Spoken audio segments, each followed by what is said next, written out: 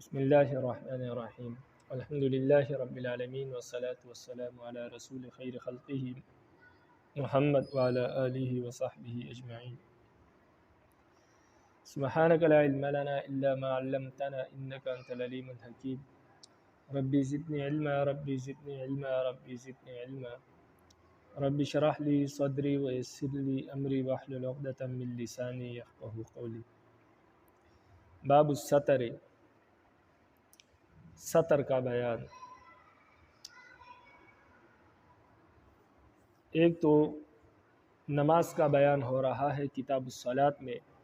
سطر کا ڈھانپنا جو ہے نماز کے شرائط میں سے ہے، فرائض میں سے ہے، اس لیے کتاب الستر کا ذکر کیا،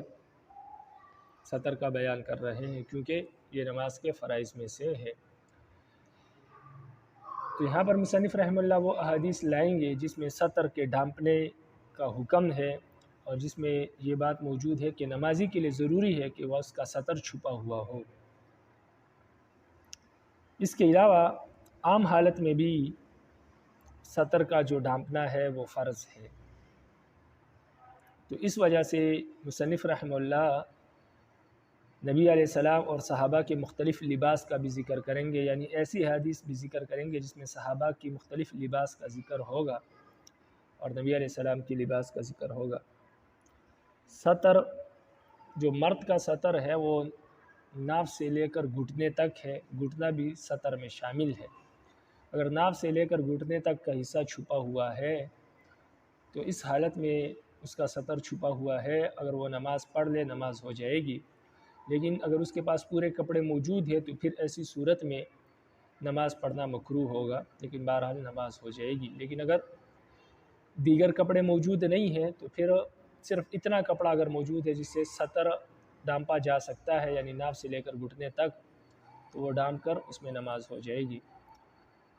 جہاں تک عورت ہے تو عورت کا جو سطر ہے وہ چہرہ، ہاتھ اور پاؤں، ٹخنوں سے نیچے، ٹخنوں سے اوپر، یعنی ٹخنے بھی سطر میں داخل ہے، تو اپنے ٹخنے بھی چھپائے گی اور اس کے ما سوا جو پاؤں ہے، ہاتھ ہے اور چہرہ ہے یہ سطر میں شامل نہیں، اس کے ما سوا جو ہے باقی تمام کے تمام حصہ جو ہے یہ سطر میں داخل ہے۔ ایک ہے سطر، ایک ہے پردہ۔ تو سطر میں چہرہ داخل نہیں لیکن پردے میں چہرہ داخل ہے، یعنی سطر وہ ہے نماز میں جس حصے کا ڈھانپنا ضروری ہے وہ سطر ہے، اور غیر محرم سے جس حصے کا چھپانا ضروری ہے تو اس میں عورت کا چہرہ بھی شامل ہے۔ اب عورت کے جو چہرہ ہے، پردہ ہے، اس کی تین حصے ہیں۔ سب سے پہلے جو اعلیٰ درجہ ہے وہ یہ ہے کہ عورت کے جسم کا کوئی عضو بھی نظر نہ آئے، نہ اس کے پاؤں نظر آئے، نہ اس کے ہتھیلیاں نظر آئے اور نہ ہی اس کی آنکھیں نظر آئے۔ چہرہ تو ویسے بھی سطر میں داخل ہے، پردے میں داخل ہے۔ دوسرا درجہ یہ ہے کہ اس کی جو ہے وہ ہتھیلیاں وغیرہ نظر آئے اور ایک آنکھ جو ہے وہ نظر آئے۔ اور تیسرا درجہ یہ ہے کہ ہتھیلیاں، پاؤں وغیرہ بھی نظر آئے اور دونوں آنکھیں بھی نظر آئے، تو یہ تیسرا درجہ ہے، یہ آخری درجہ ہے۔ اس سے آگے عورت کو اجازت نہیں ہے، یعنی اس کو صرف اتنی اجازت ہے کہ پاؤں، ہتھیلیاں اور آنکھیں جو ہے یہ ظاہر کر سکتی ہے۔ لیکن اس میں بھی آنکھوں کے بارے میں یہ بات یاد رکھے کہ حدیث وغیرہ میں جو ہے وہ ایک آنکھ کے بارے میں آیا ہے، تو چونکہ دونوں آنکھیں ہوں گی تو اس میں کشش ہوتی ہے، ایک آنکھ ہوگی تو اس میں جو ہے وہ کشش نہیں رہتی، تو صرف دیکھنے کے لیے کافی ہو تاکہ اس کو راستہ نظر آئے، کسی چیز سے ٹکرائے نہ۔ باقی یہ ہے کہ ایک آنکھ نظر آ سکتی ہے، دونوں آنکھوں کی اجازت نہیں ہے، تو اصل پردہ یہی ہے۔ لیکن بہرحال علماء نے اجازت دی ہے دونوں آنکھوں کی بھی، لیکن مناسب نہیں ہے آنکھ ایک ہی نظر آئے، کیونکہ حدیث وغیرہ میں اسی کی اجازت ہے، اور جن علماء نے کتابیں لکھی ہے پردے کے متعلق انہوں نے بھی اسی کا ذکر کیا ہے کہ ایک آنکھ نظر آئے۔ تو بہرحال یہ تین درجے ہیں پردے کے۔ سب سے پہلا درجہ تو یہ کہ کوئی عضو بھی نظر نہ آئے، دوسرا یہ ہے کہ آنکھیں وغیرہ نظر آئے، ہتھیلیاں وغیرہ اور پاؤں وغیرہ بھی نظر نہ آئے، یعنی ایک آنکھ نظر آئے، اور تیسرا درجہ یہ کہ ہاتھ وغیرہ پاؤں وغیرہ بھی نظر آئے اور آنکھ بھی نظر آئے۔ تو آنکھ جو ہے یہ ایک آنکھ ہے، ایک آنکھ نظر آئے، دونوں آنکھوں کی کوئی ضرورت نہیں ہے اور مناسب بھی نہیں ہے کہ دونوں آنکھیں نظر آئے۔ الفصل الاول، پہلی فصل۔ عن عمر بن ابی سلمہ، عمر بن ابی سلمہ رضی اللہ تعالیٰ عنہ سے روایت ہے، فرماتے ہیں رأیت رسول اللہ صلی اللہ علیہ وسلم یصلی فی ثوب واحد مشتملا به فی بیت ام سلمہ واضعا طرفیہ علی عاتقیہ۔ عمر بن ابی سلمہ جو کہ ابو سلمہ کے بیٹے ہیں اور نبی علیہ السلام کے ربیب تھے، یعنی ام سلمہ رضی اللہ عنہ کے بیٹے تھے دوسرے شوہر سے اور نبی علیہ السلام کی پرورش میں ہی تھے، وہ فرماتے ہیں کہ میں نے رسول اللہ صلی اللہ علیہ وسلم کو دیکھا کہ ایک ہی کپڑے میں نماز پڑھ رہے تھے۔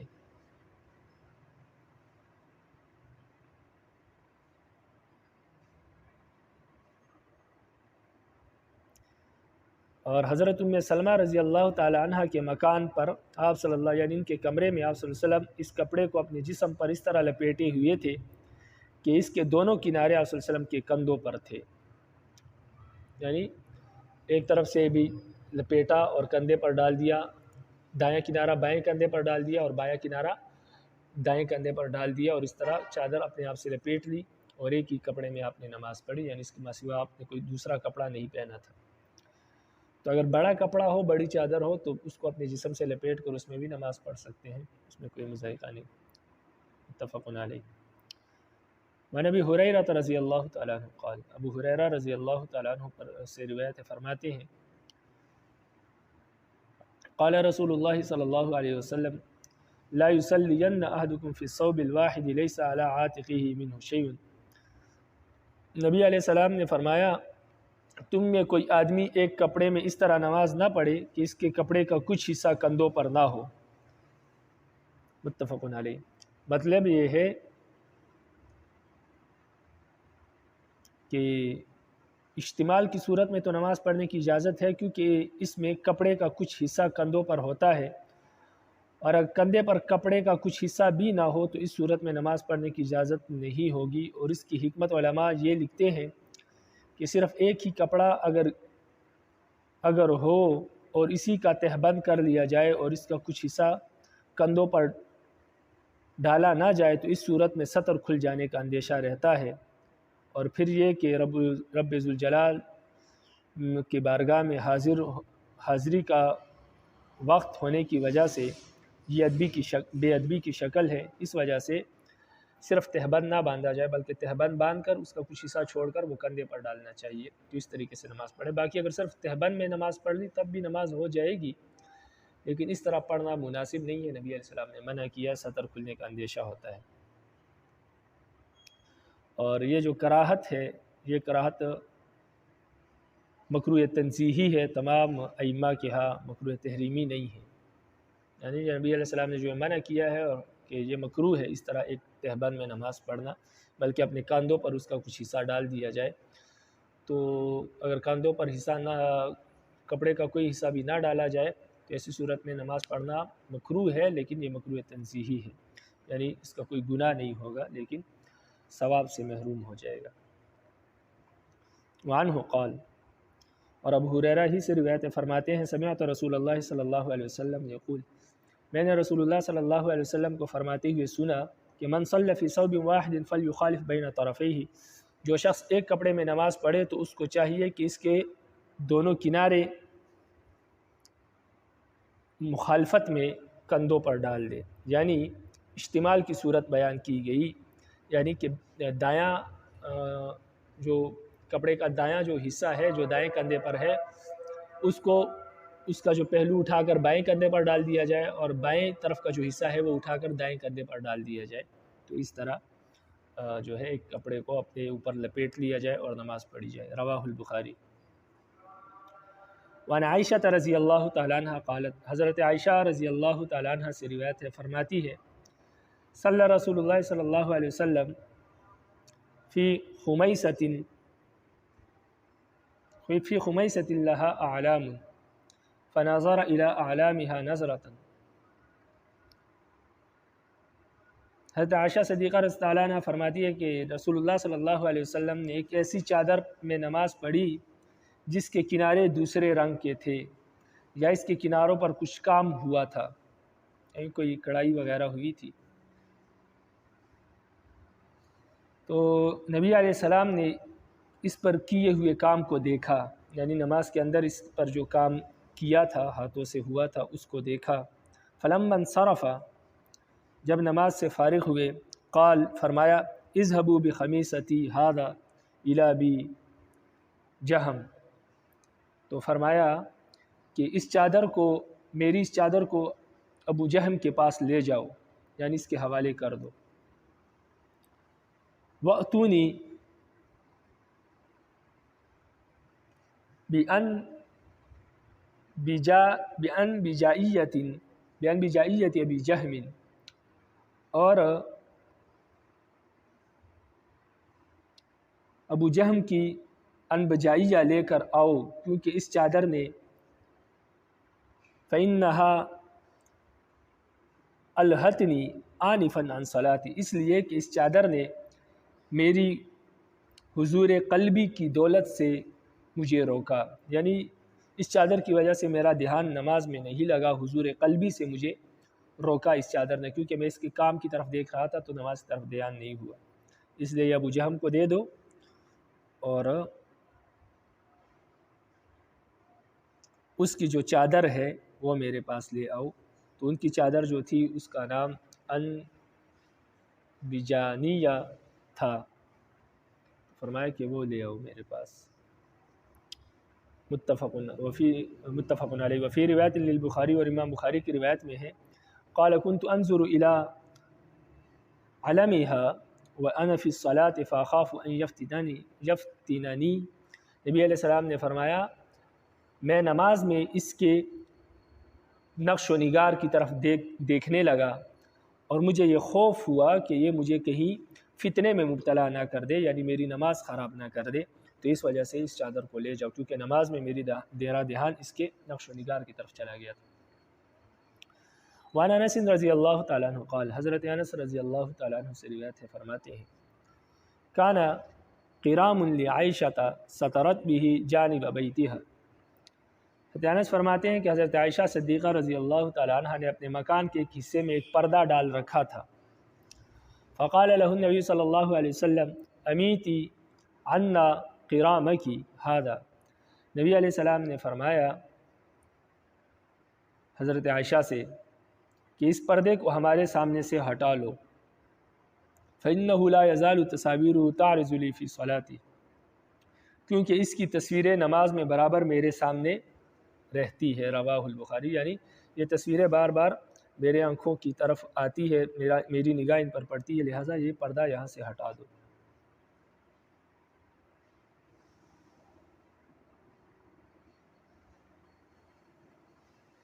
उस पर कुछ पौधों वगैरह और जो है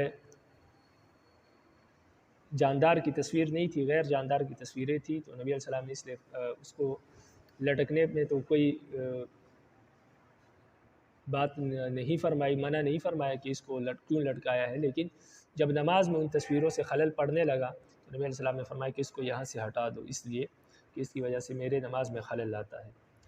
वान उक़बा बिन आमिर रज़ियल्लाहु तआला अन्हु क़ाल, उक़बा बिन आमिर रज़ियल्लाहु तआला अन्हु से रिवायत फरमाते हैं,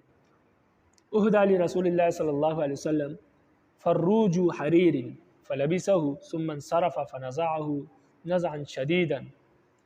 कलकारिहि लहु सुम्मा क़ाल ला यंबग़ी हाज़ा लिल्मुत्तक़ीन। मुत्तफ़क़ुन अलैहि।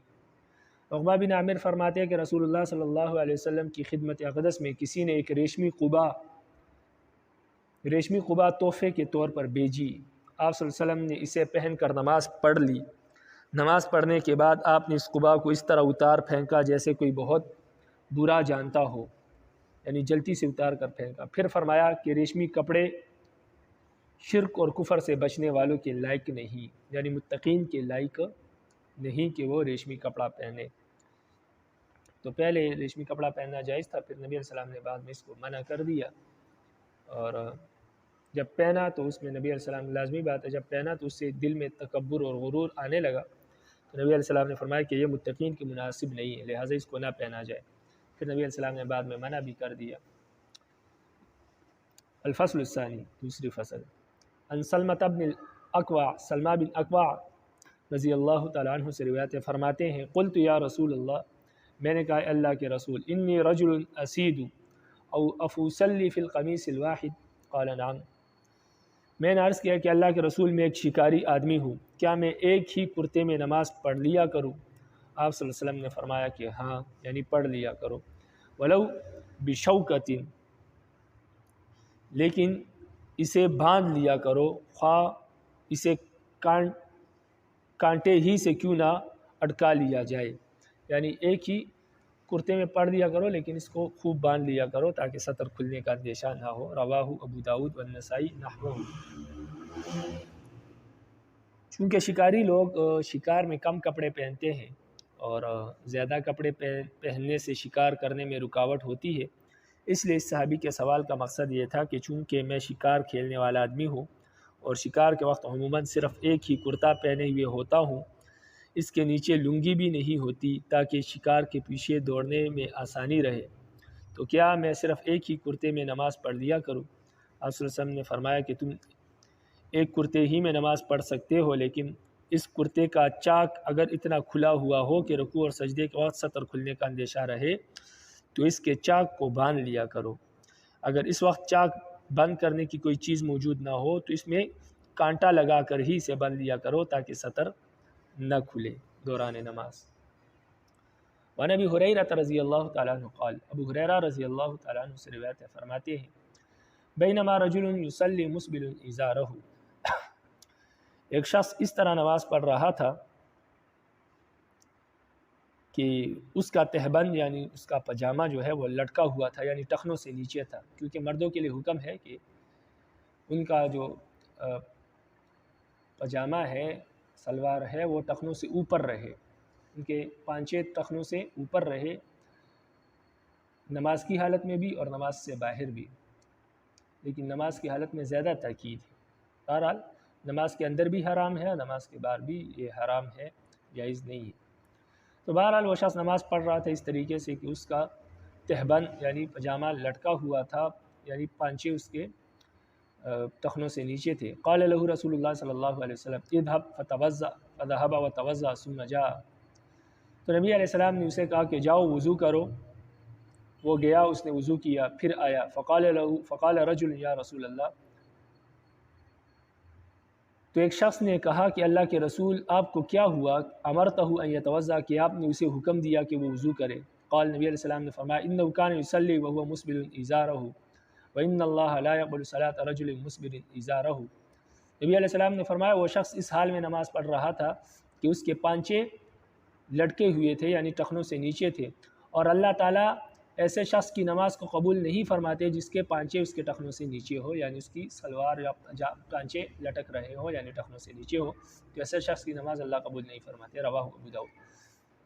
وعن عائشہ رضی اللہ تعالیٰ عنہ قالت، حضرت عائشہ رضی اللہ تعالیٰ عنہ سے روایت ہے، فرماتی ہے قال رسول اللہ صلی اللہ علیہ وسلم، رسول اللہ صلی اللہ علیہ وسلم نے فرمایا لا تقبل صلاۃ حائض الا بخمار، نبی علیہ السلام نے فرمایا کہ رب العالمین بالغہ لڑکی کی نماز بغیر دوپٹے کے یعنی بغیر سر ڈھانپے ہوئے قبول نہیں فرماتے۔ یہاں پر بالغہ سے حائضہ کہا اس لیے کہ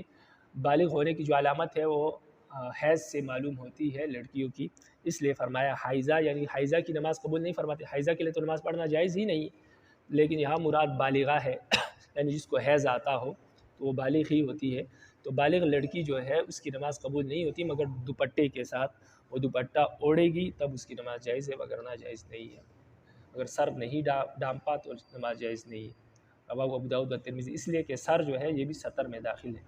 اور جب تک سطر چھپا ہوا نہ ہو نماز جائز نہیں ہے۔ وعن ام سلمۃ رضی اللہ تعالی عنہا انہا سألت رسول اللہ صلی اللہ علیہ وسلم اتصلی المرأة فی درع وخمار لیس علیہا ازار، ام سلمہ رضی اللہ تعالی عنہ نے نبی علیہ السلام سے پوچھا کہ اگر عورت کے پاس تہبند یعنی پاجامہ وغیرہ نہ ہو اور وہ صرف دوپٹے اور کرتے میں نماز پڑھ لے تو اس کی نماز ہو جائے گی یا نہیں؟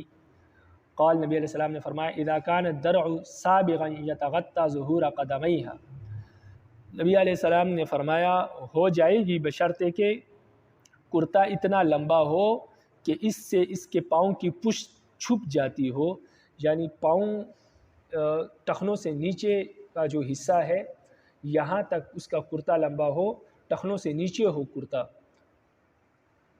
تو ایسی صورت میں نماز ہو جائے گی، یعنی پاؤں بھی چھپ جاتے ہو، پاؤں کا جو اوپر والا حصہ ہے، نیچے تلوے اور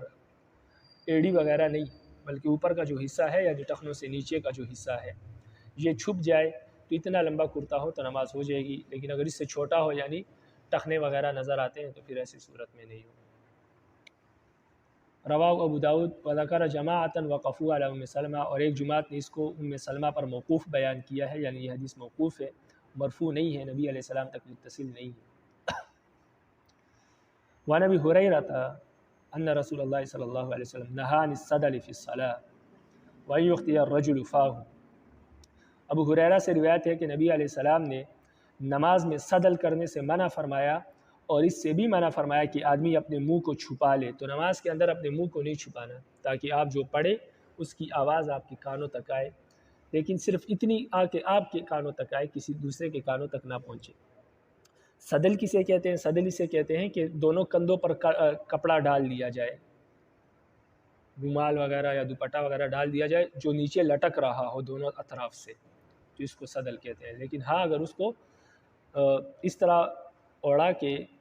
دایاں طرف جو ہے بائیں کندھے پر ڈال دیا اور ایک طرف سے کپڑا لٹک رہا ہے دوسرے طرف سے نہیں ہے تو پھر جائز ہے، لیکن اگر دونوں طرف سے کندھوں پر کپڑا ڈال دیا اور وہ نیچے لٹک رہا ہے یا چادر وغیرہ ڈال دی یا شال وغیرہ ڈال دی جو دونوں طرف سے نیچے لٹک رہی ہے تو ایسی صورت میں نماز جائز نہیں ہوگی، ایسا کرنا جائز نہیں ہے، اس لیے کہ یہ تکبر کی علامت ہے، تو نبی علیہ السلام نے اس سے منع فرمایا۔ رواہ ابو داؤد و ترمذی وعن شداد بن اوس رضی اللہ تعالیٰ عنہ قال، شداد بن اوس رضی اللہ تعالیٰ عنہ سے روایت فرماتے ہیں قال رسول اللہ صلی اللہ علیہ وسلم، رسول اللہ صلی اللہ علیہ وسلم نے فرمایا خالف الیہود فإنہم لا یصلون فی نعالہم ولا خفافہم، نبی علیہ السلام نے فرمایا یہودیوں کی مخالفت کرو اس لیے کہ یہودی لوگ جوتوں میں اور موزوں میں نماز نہیں پڑھتے، لہٰذا تم موزوں اور جوتوں میں نماز پڑھا کرو، یعنی یہودیوں کی مخالفت کرو یعنی جوتوں اور موزوں میں نماز پڑھا کرو، اگر موزے اور جوتے صاف ہے تو پاک ہے، تو اس لیے کہ یہودی موزوں اور جوتوں میں نماز نہیں پڑھتے تو ان کی مخالفت کیا کرو۔ رواہ ابو داؤد وعن ابی سعید الخدری رضی اللہ تعالیٰ عنہ قال، ابو سعید خدری رضی اللہ تعالیٰ عنہ سے روایت ہے فرماتے ہیں بینما رسول اللہ صلی اللہ علیہ وسلم یصلی باصحابہ اذ خلعنا علیہ فوضعہما عن یسارہ، نبی علیہ السلام اپنے صحابہ کو نماز پڑھا رہے تھے کہ اچانک اپنے جوتوں کو اتار دیا اور اپنے بائیں طرف دور ہٹا کے رکھ دیے، یعنی جوتے اتار کر بائیں طرف رکھ دیے ذرا سے دور۔ فلما رأى ذلك القوم القوا نعالهم، جب صحابہ نے یہ معاملہ دیکھا تو صحابہ نے بھی اپنے جوتے اتار لیے۔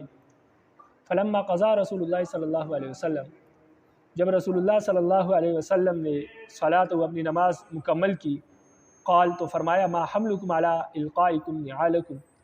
تمہیں اپنے جوتے اتارنے پر کس چیز نے مجبور کیا؟ قالوا رأیناک القیتنا علیک، صحابہ نے کہا ہم نے تو آپ کو دیکھا کہ آپ نے جوتے اتارے، فالقینا نعالنا، تو ہم نے بھی آپ کی تابعداری میں جوتے اتار دیے۔ فقال رسول اللہ صلی اللہ علیہ وسلم، رسول اللہ صلی اللہ علیہ وسلم نے فرمایا ان جبریل اتانی فاخبرنی ان فیہما قدر،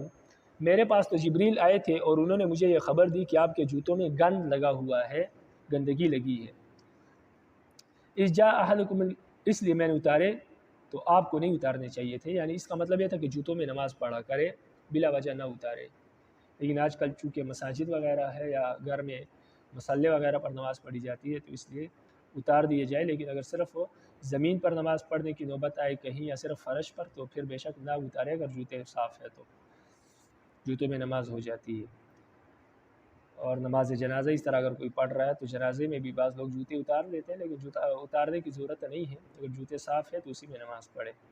صحابہ اور نبی علیہ السلام سے اسی طرح یہ ثابت ہے۔ اذا جاء احدکم المسجد فلینظر فان رأى في نعلیہ قدرا فلیمسحه وليصلی فیہما، نبی علیہ السلام نے فرمایا جب تم میں سے کوئی شخص مسجد آئے تو اس کو چاہیے کہ وہ دیکھے، اگر اس کو اپنے جوتوں میں گندگی نظر آئے تو اس کو صاف کر لے اور جوتوں میں ہی نماز پڑھ لے، یعنی جوتوں میں نماز پڑھنا بہتر ہے، اس لیے کہ یہودیوں کی مخالفت ہے اس میں۔ لیکن اگر کوئی جگہ ایسی ہو کہ قالین وغیرہ ہے یا مصلی وغیرہ ہے اور اس کے گندے ہونے کا خدشہ ہے تو ایسی صورت میں، یا مسجد کے ناپاک ہونے کا، گندہ ہونے کا خدشہ ہے تو ایسی صورت میں پھر نہ پڑھے، وہاں پر جوتے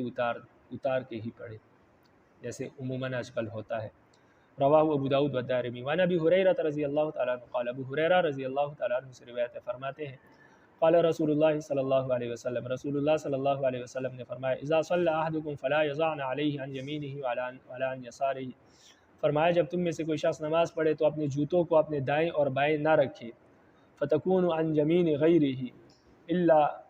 الا ان یکون علی یسار احد ولیضعہما بین رجلیہ۔ نبی علیہ السلام نے فرمایا جب تم میں کوئی آدمی نماز پڑھنے کے لیے کھڑا ہو تو اپنے جوتے کو نہ اپنے دائیں طرف رکھے اور نہ بائیں طرف، کیونکہ ادھر دوسرے آدمی کی دائیں جانب ہوگی، اس لیے کہ اگر بائیں جانب جوتے رکھے گا تو دوسرا شخص جو اس کے پاس نماز پڑھ رہا ہے تو آپ کے جوتے اس کے دائیں طرف آ جائیں گے۔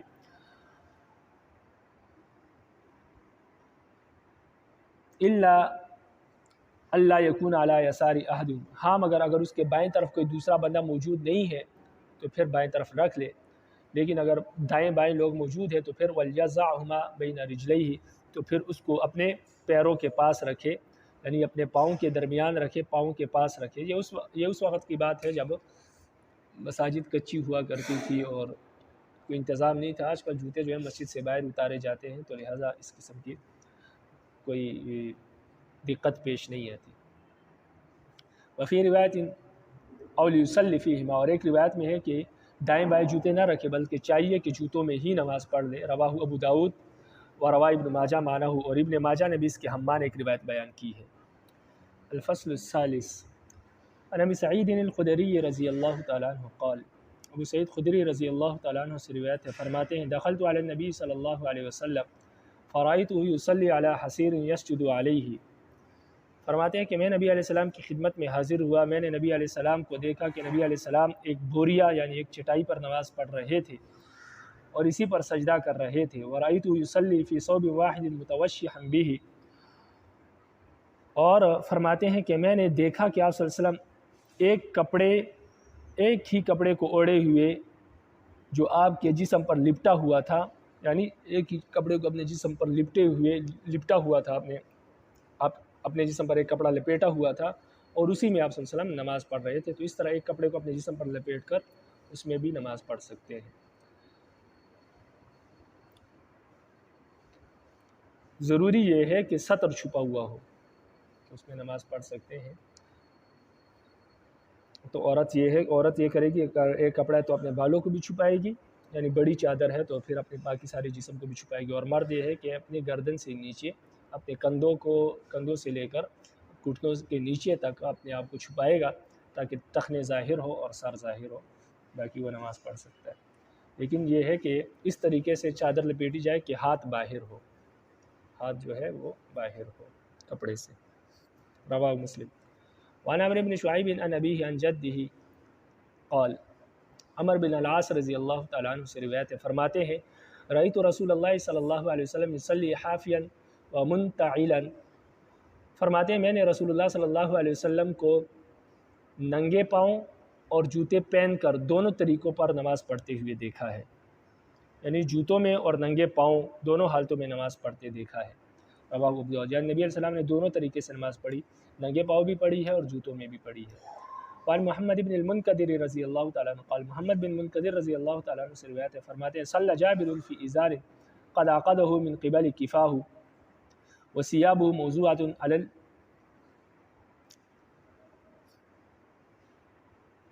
المشجب۔ محمد بن منکدر سے روایت فرماتے ہیں کہ حضرت جابر رضی اللہ تعالیٰ عنہ نے ایک ہی تہبند میں نماز پڑھی جن کو انہوں نے اپنی گدی کی طرف باندھ رکھا تھا، یعنی پیچھے کی جانب اس کا گرا لگائی ہوئی تھی، پیچھے کی طرف باندھ رکھا تھا۔ اس میں انہوں نے نماز پڑھی، حالانکہ ان کا کرتا جو تھا یعنی ان کے کپڑے جو تھے یعنی ان کا کرتا جو تھا وہ کھونٹی پر لٹکا ہوا تھا، انہوں نے کرتا نہیں پہنا بلکہ ایک ہی تہبند میں نماز پڑھی۔ فقال له قائل تصلی فی ازار واحد، تو ایک کہنے والے نے ان سے کہا کہ آپ نے ایک ہی تہبند میں نماز پڑھی ہے۔ فقال، تو حضرت جابر نے کہا کہ انما صنعت ذلك لیرانی احمق مثلک، تو حضرت جابر نے کہا کہ میں نے یہ اس لیے کیا تاکہ تمہارے جیسا بیوقوف مجھے دیکھے، یعنی تمہارے جیسا بیوقوف مجھے دیکھے اور مجھ سے سوال کرے۔ آگے فرمایا کہ وَأَيْنَ كَانَ لَهُ ثَوْبَانِ عَلَى عَهْدِ رسول اللہ صلی اللہ علیہ وسلم، فرمایا کہ نبی علیہ السلام کے زمانے میں لوگوں کے پاس دو کپڑے کہاں تھے، ایک ہی کپڑا تھا، ایک ہی تہبند ہوتا تھا بعض کے پاس، تو اسی کو لپیٹ کر نماز پڑھ لیتے تھے، یا ایک ہی چادر لپیٹ کر نماز پڑھ لیتے تھے، دو کپڑے نہیں ہوتے تھے۔ اس لیے میں نے یہ نماز پڑھی تاکہ تم لوگ جو یہ سمجھتے ہو کہ ایک کپڑے میں نماز نہیں ہوتی، تاکہ تم لوگ مجھے دیکھو، پھر مجھ سے سوال پوچھو، پھر میں آپ کو مسئلہ بتاؤں کہ ایک کپڑے میں بھی نماز ہو جاتی ہے، صرف سطر کا ڈھانپنا یہ شرط ہے، یہ ضروری ہے، باقی ایک کپڑے میں بھی نماز ہو جاتی ہے۔ دو کپڑوں میں نماز پڑھنا بہتر ہے، لیکن ایک میں ہو جاتی ہے تاکہ یہ مسئلہ آپ کو معلوم ہو جائے، اس لیے میں نے ایسا یوں کیا۔ تو ویسے تو عام حالت میں ایک کپڑے میں نماز پڑھنا یا صرف تہبند میں نماز پڑھنا درست نہیں ہے، لیکن صحابی نے اس لیے کیا ایسا تاکہ لوگوں کو مسئلہ معلوم ہو جائے، لوگوں کو علم ہو جائے، اس لیے ایسا کیا، تو اس لیے ان کا یہ پڑھنا جائز تھا۔ ویسے عام حالت میں بلا وجہ اس طرح ایک تہبند میں نماز پڑھنا جائز نہیں ہے۔ رواہ البخاری۔ وعن ابی بن کعب رضی اللہ تعالیٰ عنہ قال، ابی بن کعب رضی اللہ تعالیٰ عنہ سے روایت فرماتے الصلاۃ فی الثوب الواحد سنہ، ایک کپڑے میں نماز پڑھنا سنت ہے۔ كنا نفعل مع رسول اللہ صلی اللہ علیہ وسلم ولا يعاب علینا، ہم نبی علیہ السلام کے زمانے میں اسی طرح کرتے تھے، یعنی ایک کپڑے میں نماز پڑھا کرتے تھے اور ہمیں کوئی برا بھی نہیں کہتا تھا، یعنی کوئی اس کو برا بھی نہیں سمجھتا تھا۔ فقال ابن مسعود رضی اللہ تعالیٰ عنہ انما كان ذلك اذا كان في الثياب قلة فاما اذا وسع الله فالصلاة في الثوبين ازكى، رواہ احمد۔ ابن مسعود رضی اللہ تعالیٰ عنہ فرماتے ہیں کہ یہ اس وقت کی بات ہے